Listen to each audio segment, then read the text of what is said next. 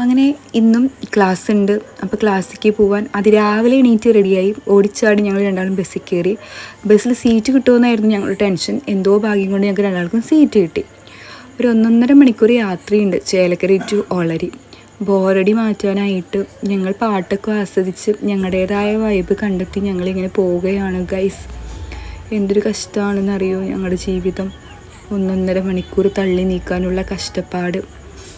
എന്തൊക്കെയോ പറഞ്ഞ കഥകൾ തന്നെ പറഞ്ഞ് പാട്ടും കേട്ട് ഡാൻസും കളിച്ച് പോവുകയാണ് ബോറടി മാറ്റാൻ. അങ്ങനെ ഇരുന്നപ്പോൾ ഞങ്ങൾക്ക് വിശന്നു. അപ്പോൾ എൻ്റെ ഒരു മിഠായി ഉണ്ടായിരുന്നു, ഒരു കുഞ്ഞു മിഠായിയാണ്. അത് ഞങ്ങൾ ഷെയർ ചെയ്ത് കഴിച്ചു. അങ്ങനെ ഒളരി എത്തി ഞങ്ങളുടെ തട്ടകത്തമ്മ വന്നു. വീണ്ടും അതിൽ ഓടിക്കയറി അതിൽ ഗംഗയൂനെ കണ്ടു. അങ്ങനെ ഞങ്ങൾ തട്ടകത്തമ്മയിൽ നിന്ന് വീണ്ടും ബസ് സ്റ്റോപ്പിൽ ഇറങ്ങി കോളേജിലേക്കുള്ള പ്രയാണം തുടങ്ങി. നടന്ന് നമ്മളങ്ങനെ കോളേജിൻ്റെ ഗേറ്റ് കടന്ന് കയറുമ്പോൾ തന്നെ അവിടെ സ്കൂളിൻ്റെ ഗ്രൗണ്ടും പിന്നെ പള്ളിയൊക്കെ ഉണ്ട്. പിള്ളേരൊക്കെ അതിൽ നടക്കുന്നുണ്ട്. അങ്ങനെ നടന്ന് സ്കൂൾ ഗ്രൗണ്ടൊക്കെ ആസ്വദിച്ച് അവിടെ വായ നോക്കി ഇവിടെ വായ നോക്കി അങ്ങനെ നടന്ന് എത്തണില്ല. ഇതാണ് കോളേജ് ഗ്രൗണ്ട്. ആ നേരെ കാണുന്ന ആൾക്കാരാണ് നമ്മൾ കോളേജിലെ ഏറ്റവും പേടിക്കേണ്ടവർ.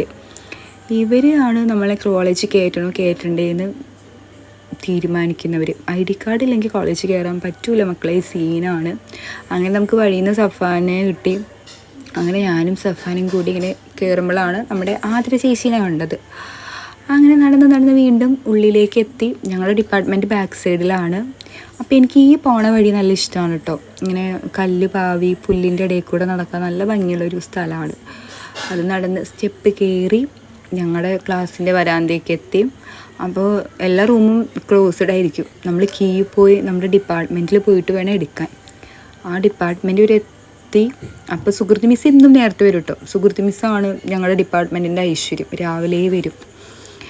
അങ്ങനെ ഞങ്ങൾ കുറച്ച് കൊച്ചു വർത്താനമൊക്കെ പറഞ്ഞ് കീ എടുത്ത് തിരിച്ച് പോയ വരാന്തയിൽ കൂടെ തന്നെ വന്ന് വാതിലൊക്കെ തുറന്നു. അപ്പോൾ എൻ്റെ എണ്ണത്തിൻ്റെ ഡ്യൂട്ടിയാണ് ജനല തുറക്കുക. ഞാനാണ് ഇന്ന് രാവിലെ എത്താറ്. ഇന്നെന്താ സഫാൻ നേരത്തെ വന്നേണാവും.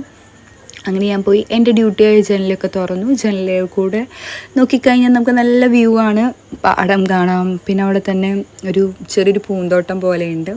അത് കഴിഞ്ഞ് ഞാൻ രാവിലെ സ്കൂളിൽ പോയിട്ടാണ് കോളേജിൽ പോയിട്ടാണ് ബ്രേക്ക്ഫാസ്റ്റ് കഴിക്കാറ്.